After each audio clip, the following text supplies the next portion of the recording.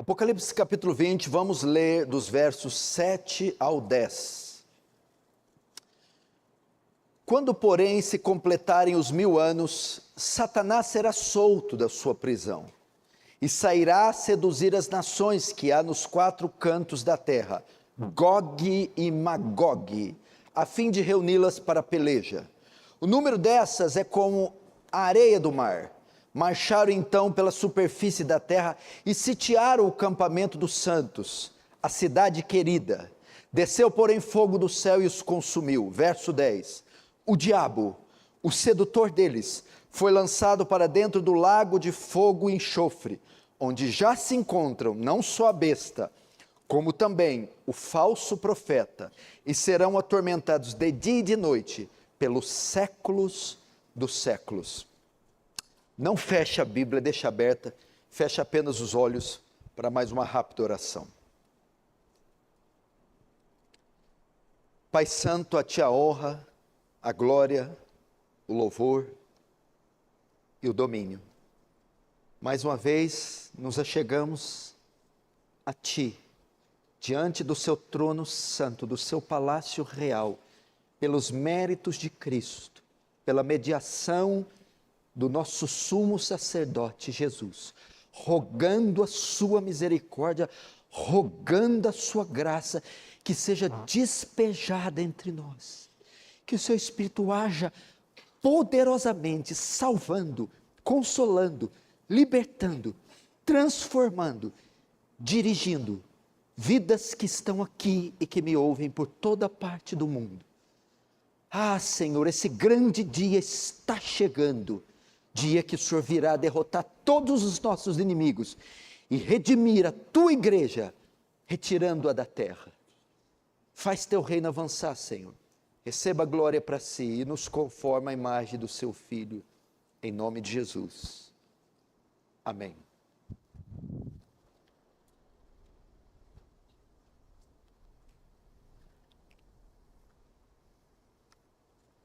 Queridos irmãos, preste muita atenção aqui. Nós vamos hoje voltar com a série de exposições de Apocalipse. Eu tinha dado uma pausa. E nós vamos hoje continuar com a exposição do capítulo 20. Nós ainda estamos no capítulo 20. Eu dividi o capítulo 20 em 4 partes. E hoje nós vamos tratar da terceira parte do capítulo 20. Com a chegada do capítulo 20, deu início à 7ª e última sessão de Apocalipse. Como eu já tenho falado aqui repetidas vezes, o Apocalipse é dividido em 7 sessões, 7 ciclos, que contam e recontam a mesma história, que vão da primeira à segunda vinda de Cristo. E essa última sessão, só um pouquinho de retorno, essa última sessão começa com o milênio, o polêmico, delicado, difícil tema de lidar, o milênio. Nós vimos e entendemos que o milênio não é literal, 999 anos mais 1000 anos, e nem que esse milênio se dará no futuro, após a segunda vinda de Cristo, e que ele será aqui na terra, 1000 anos Cristo reinando aqui. Não, nós entendemos que o milênio começou na primeira vinda de Jesus, e ele é um reino espiritual, portanto nós já estamos no milênio, é o período da igreja, do avanço do reino de Deus, da pregação do evangelho. Vimos que no milênio Satanás foi amarrado. Amarrado não significa enclausurado, imóvel. Amarrado, impedido de enganar as nações, impedido, impossibilitado de não permitir que as nações se convertam. Satanás não tem mais o poder de deixá-las aprisionadas, pois Cristo pagou na cruz pelo pecado delas e elas podem ser salvas. Vimos também as 2 ressurreições, uma simbólica a conversão, a regeneração. Essa é a primeira ressurreição. Efésios 2 diz que estávamos mortos em pecados e delitos. E Romanos 6 diz, ressuscitamos com Cristo. A primeira ressurreição, então, é a conversão, a regeneração, passar da morte para a vida. É simbólica. A segunda ressurreição é a literal. Quando Jesus volta, os mortos se reerguem da terra e sobem com ele nos ares. Hoje nós trataremos aqui de 3 coisas: o final do milênio, Gog e Magog, e por fim, a queda do último inimigo de Cristo, a queda do dragão. O final do milênio, a famigerada batalha de Gog e Magog e a queda do dragão. Vamos começar então com o final do milênio. Apocalipse 20, verso 7. Quando, porém, se completar os 1000 anos, Satanás será solto da sua prisão e sairá a seduzir as nações que há nos 4 cantos da terra, Gog e Magog, a fim de reuni-las para peleja, e o número dessas é como a areia do mar. Presta atenção, olha aqui. Sempre quando eu prego Apocalipse, ou na verdade deveria ser qualquer outro texto, eu peço reverência, temor e tremor. Estamos diante de palavras sagradas, santas e tão atuais como qualquer nenhuma outra para esse tempo. João está mostrando agora o final do milênio, do reinado de Cristo, dos 1000 anos. E ele está mostrando um acontecimento no final do milênio. Algo acontece no final do milênio. Quando esse período, que não é literal, que já estamos vivendo agora, o milênio, terminar, acontece algo. O quê? A soltura de Satanás. Satanás será solto. Lembre-se que ele foi preso no início do milênio. Quando se deu o milênio? Quando ele começou? Com a vinda de Jesus. Meu reino é chegado. Ali ele foi amarrado, aprisionado. Porque não pode o valente entrar na casa do valente e levar-lhe os bens, sem primeiro amarrar, aprisionar o valente. Quem é o valente? Satanás. Quem são os bens do valente? Os homens. Onde é a casa do valente? A terra. Quem é o mais valente que entrou na casa dele e amarrou ele? Cristo, quando veio ao mundo, na cruz, despojou principado e potestade. Tomou do valente, Satanás, as almas e o amarrou. O que é isso? O impediu de cegá-las, de segurá-las. Agora elas podem vir a Cristo. Então ele foi amarrado nesse sentido. E ser amarrado não quer dizer que ele ficou imóvel. Ele não pode mais fazer maldade. Como o Senhor disse para mim que Satanás está amarrado agora, com esse tanto de maldade no mundo? Ele não está amarrado no sentido de não poder fazer maldade. Ele não está enclausurado, imóvel. Ele está impedido de impedir as pessoas de se converter. Amarrado significa que ele não pode cegar mais elas, impedir que elas creiam, se convertam, sejam salvas. Ele não pode. É nesse sentido que ele está amarrado. E agora, terminado o milênio, no fim do milênio, período da igreja, das 2 testemunhas que pregarão aqui a igreja, do cavalo branco, ele desata o primeiro selo e sai um cavalo branco, com a coroa na cabeça e com um arco, vitorioso e para vencer. É o evangelho, o avanço do reino, o reino de Cristo expandido. Terminado esse tempo, Satanás será solto. Mas solto em que sentido? No mesmo sentido que ele foi preso. Ele foi preso no sentido de não enganar mais as nações. No final do milênio ele é solto. Agora ele tem autorização para enganar novamente as nações.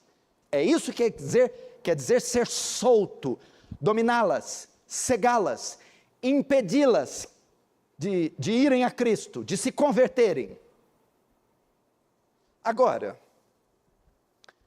em que período Satanás é solto? Quando é que termina o milênio? Esse que nós já estamos vivendo, não é literal, não é 999 mais um, simbólico, espiritual.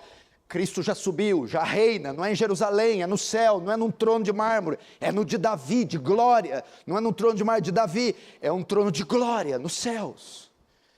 Quando é que esse reino termina, milênio, e Satanás é solto? Para sabermos isso, tem um versículo curioso, é o verso 3 de Apocalipse 20, mas vamos ler a partir do 1 para nós entendermos. Então vi descer do céu, Apocalipse 20, verso 1, então vi descer do céu um anjo, tinha na mão a chave do abismo, e uma grande corrente, verso 2, ele segurou o dragão, a antiga serpente, que é o diabo, Satanás, e o prendeu por 1000 anos, e lançou no abismo, fechou e pôs selo sobre ele. Para quê? Olha lá, o que quer dizer a prisão? Para que não mais enganasse as nações. Quanto tempo? Até se completarem os 1000 anos. Depois disso, depois do quê? Passados os 1000 anos, o reino milenar, é necessário, verso 3, que ele seja solto. Presta muita atenção nessa palavra. Pouco tempo. Entendeu? Presta muita atenção nessa palavra. Pouco tempo. Ela nos dará uma pista de quando o reino milenar acaba e de quando Satanás é solto. Essa não é a primeira vez que a palavra tempo, pouco tempo, é citada em Apocalipse. Na verdade, ela é a terceira vez, porque em Apocalipse 6, 11, fala também pouco tempo. Apocalipse 12, 12 também fala pouco tempo. Apocalipse 14, Apocalipse 14 e 7, 16, fala também, Apocalipse 13 também, um tempo, 2 tempos, metade de um tempo, para mostrar quando é que Satanás é solto e quando termina o reino milenar. Daniel faz uma profecia de 70 semanas, as chamadas 70 semanas de Daniel, para mostrar o tempo do fim. E ele diz que a última semana, que é um símbolo do fim, a 70ª semana de Daniel, que marcaria o fim dos tempos, a volta de Jesus, a última semana seria dividida na metade. Quanto é a metade de 7? 3,5. Então a última semana seria dividida na metade. Qual semana nós estamos de Daniel? Na última, na 70ª. Só que nós estamos na primeira metade. A primeira metade da última semana é o milênio. É quando deu início o reino de Cristo na terra. O tempo da igreja, do avanço do reino, da pregação do evangelho. Agora note que o diabo ficará preso até que se complete os 1000 anos. O milênio, a primeira metade da última semana. Depois que passar então a primeira metade da última semana, o milênio, ele será solto. Um pouco de tempo. Um tempo, 2 tempos, dá 3, e metade de um tempo, 3,5. Significa que ele será solto na última metade da última semana. É isso que quer dizer um pouco de tempo. O dragão será solto A última semana dividida em duas. Primeira metade da igreja. Segunda metade, os últimos 3 anos e meio, é onde o dragão é solto. O que temos então na última metade? A grande tribulação. A ascensão do anticristo. É disso que João está falando, tratando aqui. O dragão será solto para o seu ataque final contra a igreja, em um período chamado Grande Tribulação. É nesse tempo que o anticristo se acende, aparece, se manifesta, porque o dragão foi solto, agora é o tempo dele. É um tempo de apostasia jamais visto na terra. É um tempo da perseguição que a igreja vai sofrer, jamais vista. É o tempo da ascensão do anticristo. É nesse período que o dragão é solto. Aí termina o milênio, o tempo da igreja. Começa então a grande tribulação, período do anticristo, de Satanás. Portanto, será o tempo do quê? Da apostasia e da aparição do homem do pecado. E Paulo menciona esse período que João está dizendo aqui. Que período que João está narrando agora? O final do milênio e a soltura do dragão. Paulo menciona isso em 2 Tessalonicenses, eles vão colocar lá, 2 Tessalonicenses 2, verso 1. Olhe para mim, eu vou ler. Irmãos, no que diz respeito à vinda do nosso Senhor Jesus Cristo e a nossa reunião com Ele, nós vos exortamos a que não vos demovais da vossa mente com facilidade, nem vos perturbeis, quer por espírito, quer por palavra, quer por epístola, como se procedesse de nós, supondo que tenha chegado o dia do Senhor. Alguns tessalonicenses estavam com dúvida se Jesus tinha voltado ou não. Paulo vai corrigir isso. Calma, ele ainda não voltou. Não, mas como assim, Paulo? Aí ele vai dar uns sinais. Ninguém de modo nenhum vos engane, porque isto não acontecerá, isto que é a volta de Jesus, sem que primeiro venha a apostasia. Jesus não vem antes do dragão ser solto. Jesus não vem antes do término do milênio. Então, isso não será antes que venha a apostasia. Que é a apostasia? Ela se dará quando o dragão for solto, no final do milênio. No fim do milênio, o dragão é solto. Veja só o que ele faz, verso 8. Sairá a seduzir as nações que há nos 4 cantos da terra. Aí dá início, quando o dragão é solto, na grande tribulação, ou no início, quando as funções sairá a seduzir, enganar as nações nos 4 cantos, aquilo que ele foi proibido de fazer. Agora ele vai ter liberdade total para fazer. O que é isso? Seduzir e enganar as nações nos 4 cantos da terra. Dar início à grande apostasia, o engano global, total, de todos os homens, de todas as nações. Quando se dá isso? Final do milênio, na soltura do diabo. Jesus também descreve esse período, o período que João está narrando. Final do milênio, soltura do dragão. Mateus 24, versos 10 a 14. Olha só, nesse tempo, que tempo? Tempo que João está vendo aqui. Muitos hão de escandalizar, trair e odiar uns aos outros. Levantar-se-ão muitos falsos profetas e enganarão muitos. Veja só o engano, o dragão enganando as nações. E por se multiplicar a iniquidade, o amor se esfriará de quase todos.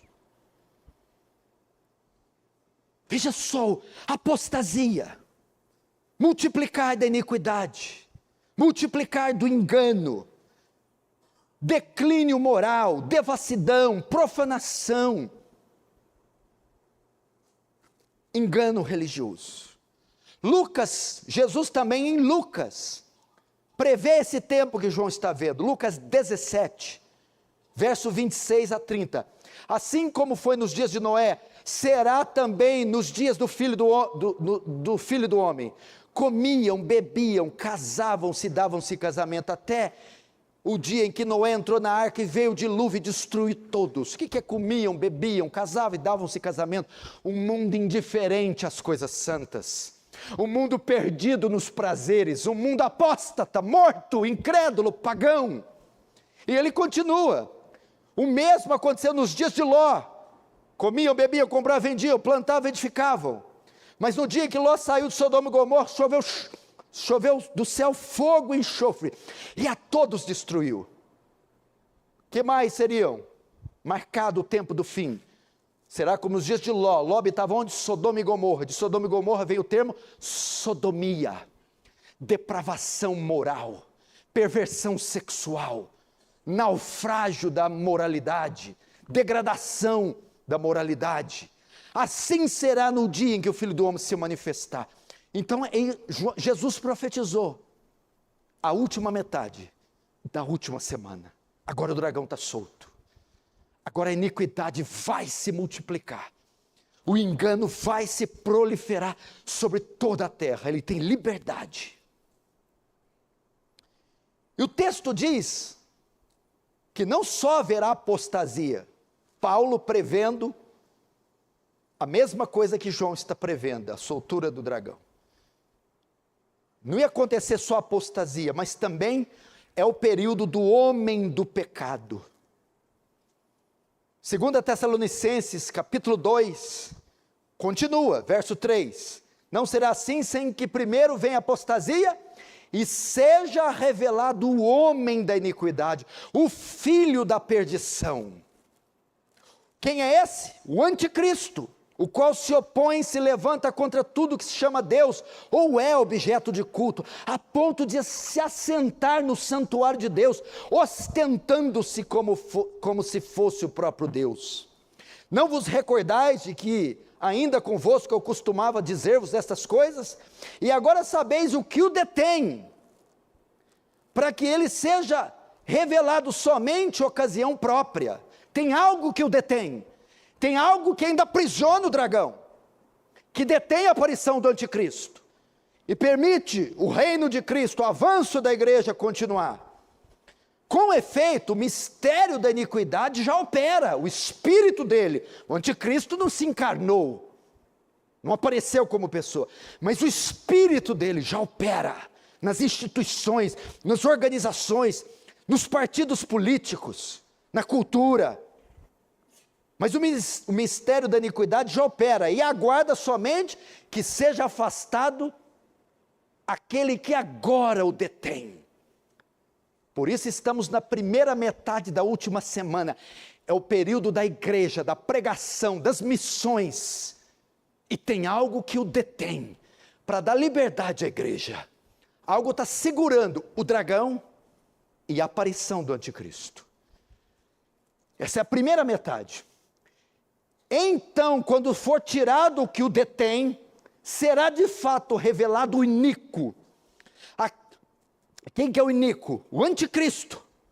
Verso 9. Ora, o aparecimento do iníquo é segundo a eficácia de Satanás. Com todo o poder, lembra? Dragão vai ser solto para enganar as nações. Nesse mesmo período que o dragão é solto, se acende o anticristo. Para quê? Ora, o aparecimento do iníquo, é o mesmo que o anticristo, é segundo a eficácia de Satanás, com todo o poder e sinais e prodígios da mentira. Poder para enganar as nações. Paulo está narrando o fim do milênio, a soltura de Satanás, com um advento marcante nesse tempo. A apostasia e a ascensão do anticristo. O que o detém? A pregação do evangelho. Deus é que o detém, diz agora não. Agora vão pregar e de pregar o evangelho a toda criatura da terra. Todo poder foi me dado no céu e da terra, portanto, ide e fazei discípulos de todas as nações, ensinando-os a guardar todas as coisas. Eis que estou convosco até a consumação dos séculos. Só que agora, João está vendo o dragão solto. Cessou a restrição do dragão. Suas correntes foram soltas. Agora ele pode enganar, governar, matar, roubar, destruir, cegar, conquistar. Passou o período da pregação do Evangelho, final do milênio. Passou o período da igreja, agora é o período das trevas, é o período do diabo. Veja, 2 Tessalonicenses 2, versos 10 e 12. E com todo engano de injustiça os que perecem. Presta atenção. Paulo está narrando aqui a mesma coisa que João. Enquanto ele está amarrado, todas as nações podem ser alcançadas por Cristo e pelo Evangelho. Hora que terminar a primeira metade, cessar o tempo da igreja do avanço do reino, entra um tempo. Agora não tem mais não. Agora o tempo da conversão, o tempo da salvação terminou. E Paulo vai narrar isso. O anticristo vem com todo engano de injustiça aos que perecem, porque não acolheram o amor da verdade para serem salvos. E por esse motivo, pois, que Deus lhes manda a operação do erro. Quando? Na última metade da última semana. Para darem crédito à mentira, a fim de serem julgados todos quantos não deram crédito à verdade. Antes, pelo contrário, deleitaram-se com a injustiça. Acabou. Agora não é mais o tempo da igreja. O texto parece dizer que não haverá conversões nesse período. Não haverá conversões quando cessar a pregação do Evangelho, quando terminar a primeira metade da última semana. Não haverá conversões na grande tribulação. Ou se houver, será algo muito difícil. O que eu tenho para dizer para vocês? Portanto, o tempo da salvação é hoje. O tempo da salvação é agora. É hoje. Se esse dia chegar, não vai mais haver. Quem sabe é que o último eleito já vai ter sido alcançado. Acabou. A igreja agora vai ser perseguida, massacrada, martirizada. É o tempo das trevas. Não vem com essa conversa de repescagem. Ah, eu morro por Cristo na grande tribulação. Quem não for salvo agora, não espere que será salvo nesse tempo. Acabou. O dragão está solto. O que ele não podia fazer, cegar as nações, agora ele pode. Impedir que se convertessem, agora ele pode. Quantos aqui que estão me ouvindo estarão nesse dia e lembrarão dessas palavras? Estarão aqui quando a última metade da última semana ocorrer. Eu estava naquele culto, eu ouvi, o pastor me advertiu, disse que o tempo era agora, mas eu rejeitei. Agora estou aqui, à mercê do engano, do príncipe das trevas, da escuridão. O tempo é hoje. O tempo é agora. Vamos agora para a segunda parte das três que eu dividi. Gog e Magog. Veja aí o verso 8. E sairá a seduzir as nações que há nos quatro cantos da terra, Gog e Magog, a fim de reuni-las para a peleja. O número dessas é como a areia do mar. Até aí. Veja só, no fim do milênio, com a soltura do dragão, Satanás não tem uma função só. Ele não sairá somente para enganar as nações. A liberdade que vai ser dada a ele, tirando as correntes, não é só para enganar as nações. Ele também promoverá a mais terrível perseguição contra os cristãos. O ataque de Satanás nesse tempo é contra incrédulos e contra crentes. Injustos, as nações, mas também os justos. Pois esse tempo é o tempo da grande tribulação. E a igreja estará aqui presente. Essa perseguição do anticristo vem na forma da batalha de Gog e Magog. Famosa Gog e Magog. Por que João usa Gog e Magog? De onde ele tira esses termos? Lembra, a chave para interpretar o Apocalipse é o Antigo Testamento. Esses termos Gog e Magog já foram citados na Bíblia. João tira esses termos do livro de Ezequiel. Eu vou ler para você. Ezequiel 39, versos 1 a 6. Escute. Tu, pois, ó filho do homem, Deus está falando com Ezequiel, profetiza ainda contra Gog e dize, assim diz o Senhor, Deus, eis que sou contra ti Gog. Gog é um homem, Gog é um príncipe, é um rei. Ó Gog, príncipe de Ros, de Meseque e Tubal, far-te-ei que te volvas e te conduzirei.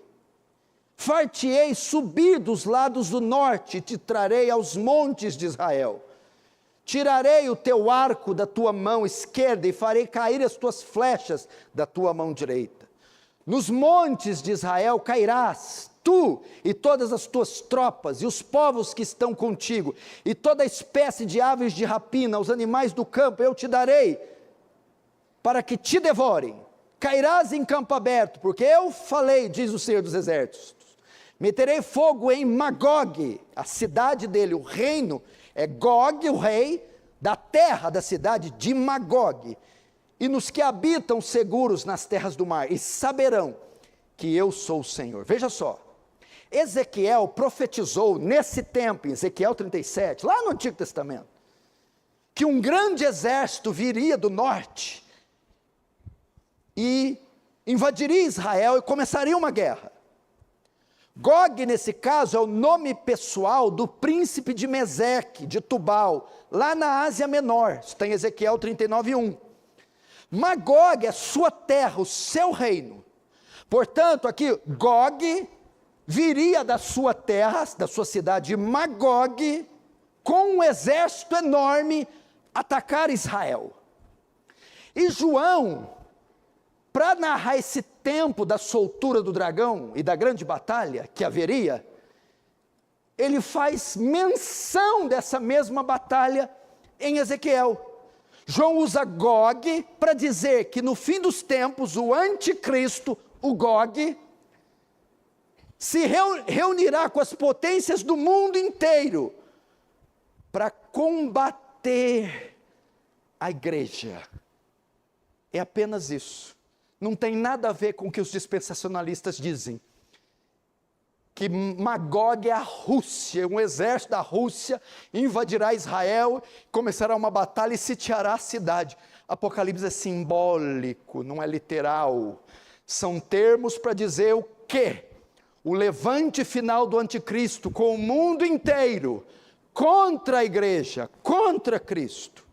Os nomes aqui, Gog e Magog, não se refere a nações em particular.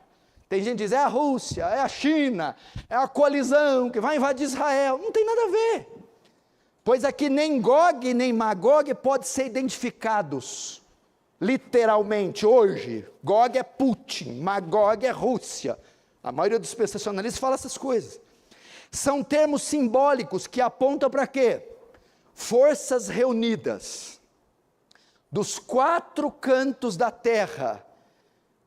Não é só uma ou duas nações, confederações, reinos, o mundo inteiro dirigido, liderado pelo anticristo, se levantará no fim contra a igreja, em um protesto mundial.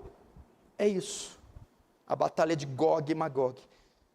É a mesma de Apocalipse 16, do Armagedon, que todo mundo pensa que tropas irão lá, do Oriente Médio, da China, da Rússia, invadirão Israel, e Jesus desce com os cavalos, e eles tudo com arma nuclear, nave supersônica, e Cristo com uma espada, não sei se é Excalibur ou a de Tandera, sei lá o que é, mas tadinho, Cristo com um cavalinho branco, aquela capinha branquinha, e o cara de lá com um míssil nuclear. Ai, cebou para lá, gente. Simbólico, não vai ter nada de Armagedon, míssil. Jesus vai descer na terra, submeter a isso. Imagina ele com aquela bazuca do comando para matar do Schwarzenegger de 4 buracos. Jesus, segura aí, Jesus, está pesado isso aí, Jesus. Ridículo. Símbolo da vitória, da vinda dele. Jesus não vai pôr a mão em ninguém, não vai descer aqui. Símbolo do fim do mundo, juízo sobre a terra, pronto. Quem seguiu a besta do anticristo se irá com esse mundo, e os de Cristo estarão com ele nos céus. Não vai haver batalha corpo a corpo. Israel, meu Deus, o Jordão secando.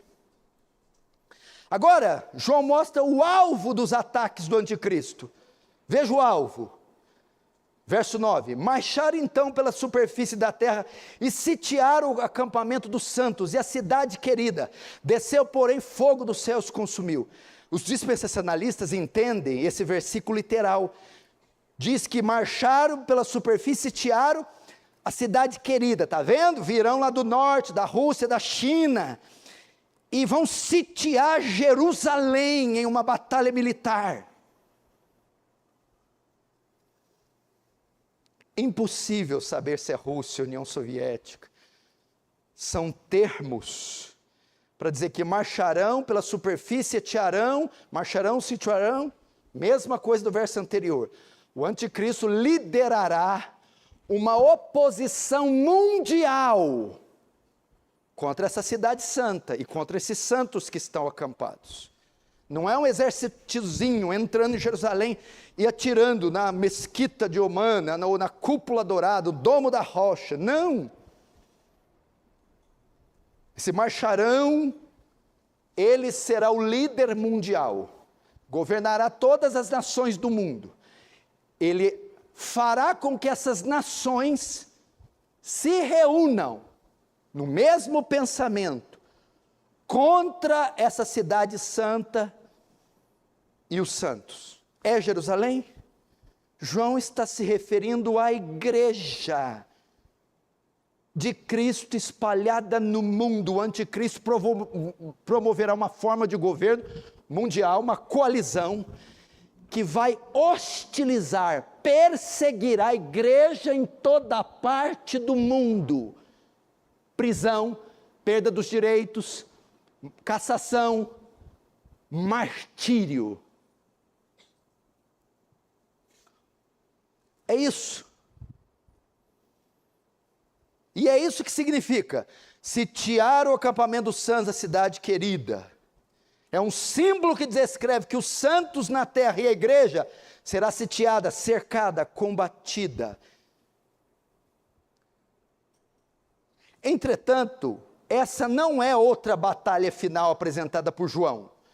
Talvez essa é outra batalha, porque já teve outra no 19. Não, a batalha do capítulo 20, essa de Gog e Magog, é a mesma do Apocalipse 16, a batalha de Armagedon, e a mesma do 19. João está recontando a mesma história de ângulos diferentes. Quer ver? Vamos ver a profecia de Ezequiel de novo, só me ouça. Ezequiel 39, verso 17 e 19, olha só. Tu, pois, ó filho do homem, assim diz o Senhor Deus, dize às aves de toda espécie, e a todos os animais do campo, ajuntai-vos e vinde, ajuntai-vos de toda parte para o meu sacrifício, que eu oferecerei por vós, sacrifício grande nos montes de Israel, e comereis carnes e bebereis sangue, comereis a carne dos poderosos e bebereis o sangue dos príncipes, dos carneiros, dos cordeiros, dos bodes, dos novilhos, de todos os engordados em Bazã. Até aí. Ele está citando o quê? a profecia de Ezequiel, de Gog e Magog, que Deus invoca as aves para comer a carne dos poderosos. Os dispensacionalistas dizem que essa batalha é única, só acontece agora no 20, ok? Essa mesma de Gog e Magog. Mas veja esses termos que eu citei em Ezequiel. Mostra que essa batalha já aconteceu no capítulo 19. Abrem Apocalipse 19 aí para você ver.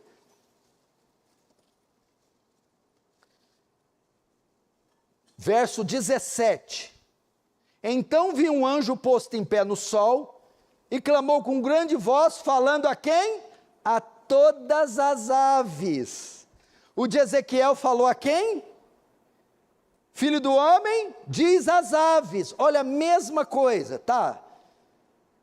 Que voam por meio do céu. Vinde, reuni-vos para a grande ceia. Para quê?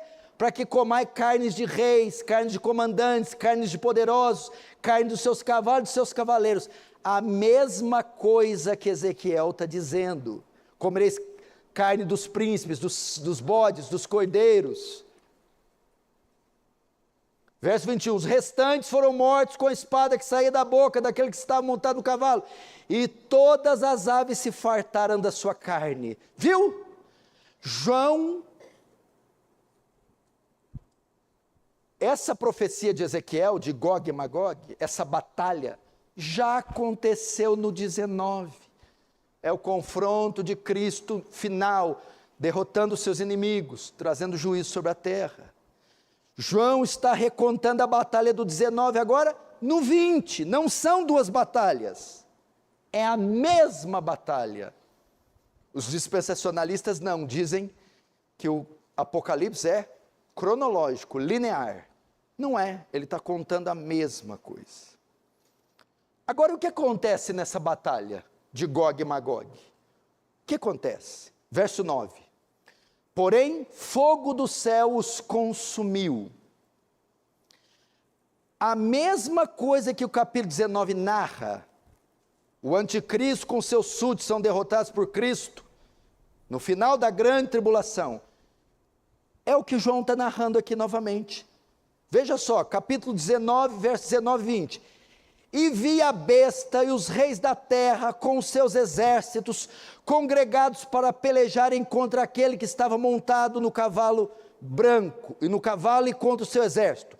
Mas a besta foi aprisionada, e com ela o falso profeta, que com sinais feitos diante dela, seduziu aqueles que receberam a marca da besta, e eram os adoradores da sua imagem. Os dois foram lançados vivos dentro do lago de fogo que arde como enxofre. Veja só, João no 20, está mencionando a guerra de Gog e Magog. No verso 9, Apocalipse 29, diz que acontece nessa guerra, porém, fogo do céu os consumiu. Não foi isso? A mesma coisa que aconteceu, a batalha de Gog e Magog já tinha sido mostrada no 19. Qual foi o final deles? A besta, o anticristo, o falso profeta, foram todos lançados no inferno. E aqui o verso 9, porém fogo dos céus consumiu. É a mesma coisa. Só que, no verso 19, mostra a batalha de Gog e Magog, e sendo derrotados o anticristo, a besta, o falso profeta, a meretriz, mas faltou um. Ele não é mencionado no 19. Faltou o dragão. João deixou para o 20. Deixou para o 20. O anticristo aqui será vencido. Capítulo 19, o verso 20, capítulo 19, o capítulo 20, o verso 9, mostra o quê? Quando diz, fogo do céu consumiu, que o anticristo será vencido por Cristo na sua volta, ok? Que o mundo será julgado, os adoradores da besta, ok? E que todos os inimigos sofrerão derrota total e final, ok? Isso é o verso 9. E 2 Tessalonicenses 2:8 diz isso, então será de fato revelado o iníquo, o anticristo, a quem o Senhor matará com o sopro da sua boca e destruirá pela manifestação da sua vinda. Apocalipse 29, na guerra de Gog e Magog, fogo dos céus consumirá. Quem? Besta, falso profeta, meretriz e o anticristo. Só que ele deixou um para o final. Ninguém mexeu com o dragão ainda. Não aparece ele sendo julgado, nem a queda dele. Agora, em Apocalipse 20, verso 10, chegou finalmente a hora do dragão. O dragão vai cair. Satanás será julgado agora. Verso 10. O diabo, o sedutor deles, foi lançado para dentro do lago de fogo e enxofre, onde já se encontra não só a besta, como também o falso profeta, e serão atormentados de dia e de noite, pelos séculos dos séculos. Olhe para cá. João deixou para o capítulo 20, a queda do último e pior de todos os inimigos de Cristo, o dragão. Findado o milênio, dado início à grande tribulação, terminada a grande tribulação, o Senhor Jesus volta na sua segunda vinda. Então, finalmente, na sua segunda vinda, Satanás é condenado. E essa condenação vem em forma do lago de fogo. É o que o texto diz. E o diabo, o sedutor deles, foi lançado para dentro do lago de fogo e enxofre. Jesus já tinha falado do lago de fogo, do fogo eterno preparado para o diabo e os seus anjos, Mateus 25, 41. Inicialmente, o inferno não foi feito para os homens, foi feito para o diabo. Jesus já tinha dito isso.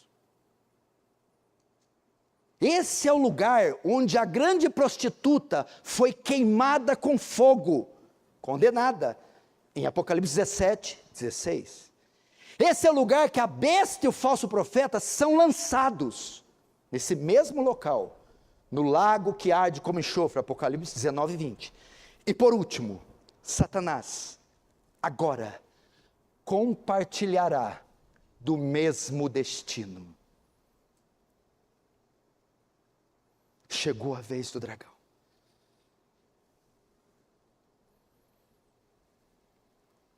A grande prostituta é a que cai primeiro dos inimigos de Cristo, Apocalipse 18. Depois caem a besta e o falso profeta, Apocalipse 19. E agora, por último, em Apocalipse 20, chegou a vez do dragão, Satanás, no fim do milênio, no fim da última metade da última semana de Daniel, da grande tribulação. Jesus volta e derrota todos eles. Notem, quando o texto diz local que já se encontram a besta e o falso profeta, não significa que eles serão lançados primeiro e o dragãozão vai no último.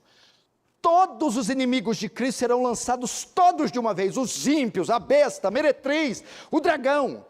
Mas quando João diz lugar que já se encontra a besta e o falso profeta, significa eles já caíram, já foi tratado, eles já foram condenados. Agora falta o dragão, é isso que ele quer dizer. Queridos, veja só isso, Satanás, apesar de poderoso, é um eterno perdedor. Em Apocalipse 12, 5, ele procurou destruir o filho que ia nascer da mulher grávida. Lembra? Vi uma mulher vestida de sol, com a coroa de 12 estrelas, mas ele falhou.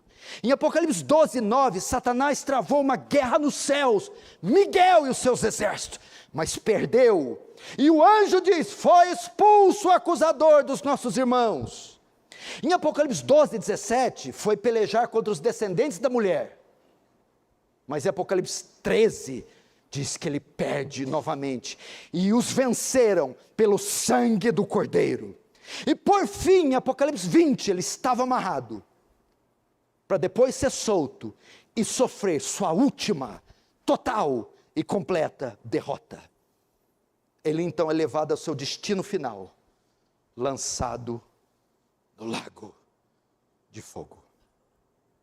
E o texto diz: e serão atormentados de dia e de noite pelos séculos dos séculos. Significa que o juízo...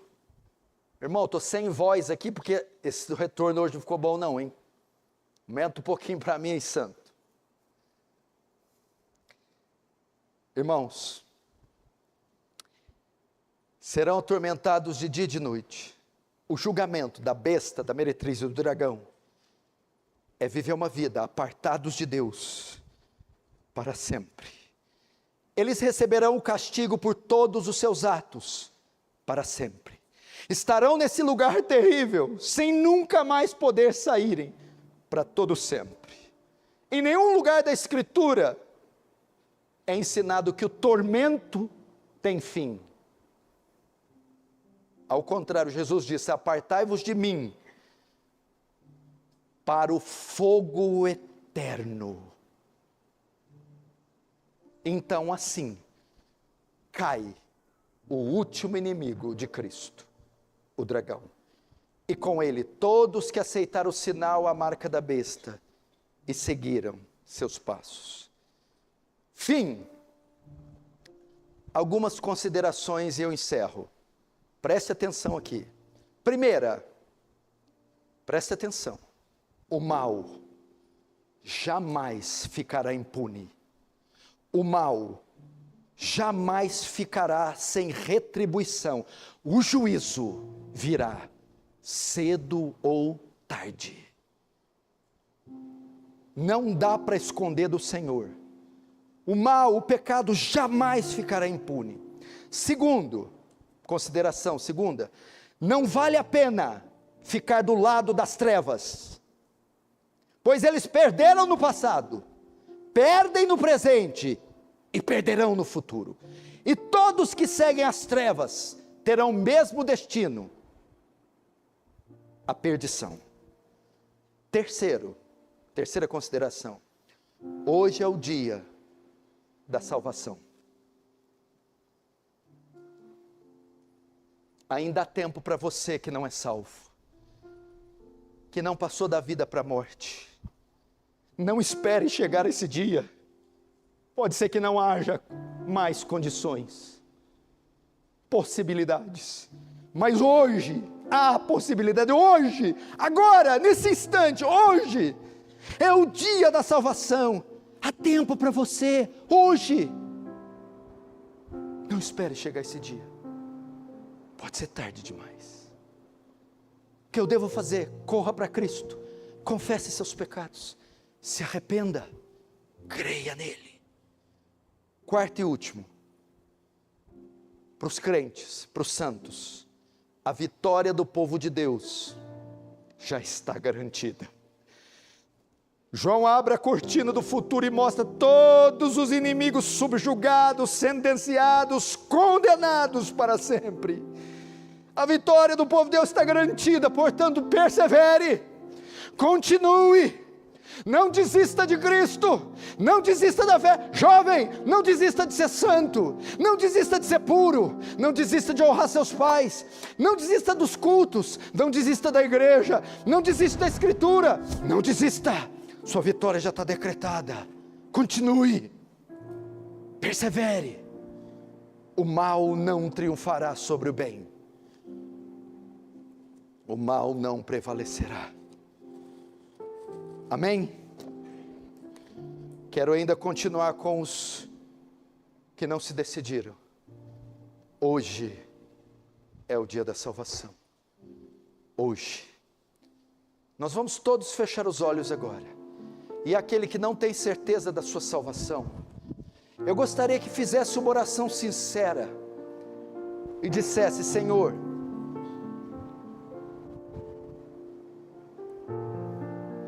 eu não quero esperar esse dia chegar para eu me decidir.